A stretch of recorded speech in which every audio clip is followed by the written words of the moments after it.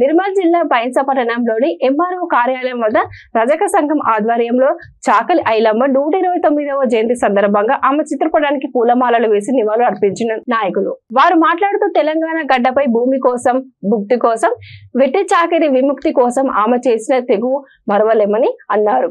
అదే విధంగా ఇప్పుడు నా మహిళలు చాకలి ఐలమ్మ పోరాటాన్ని స్ఫూర్తిగా తీసుకోవాలని తెలిపారు. ఈ కార్యక్రమంలో వివిధ పార్టీల నాయకులు పాల్గొన్నారు.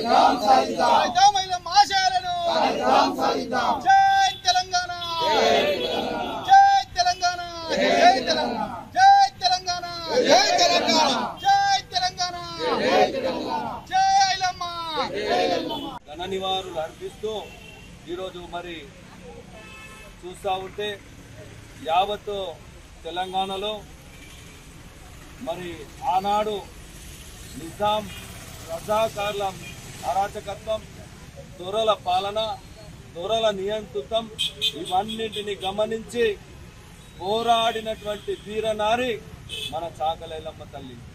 ఇవాళ ఆమె చరిత్ర మనమందరం తెలుసుకోవాల్సిన అవసరం ఉంది. ఎందుకంటే గత రజాకారులు, గత నవాబులు, గతంలో ఉన్నటువంటి దొరలు 100 సంవత్సరాల క్రితం మరి చూస్తూ ఉంటే పేదలకు ఎన్నో అత్యాచారాలు, హత్యలు, దురహంకారాలు ఇవన్నీ చెలించిపోయి భూమి కోసం, ముక్తి కోసం, గౌరవం కోసం మరి ఆనాడు తెలంగాణలో మరి ఉద్యమం చేసినటువంటి వీరనారి చాకలి ఐలమ్మ తల్లి.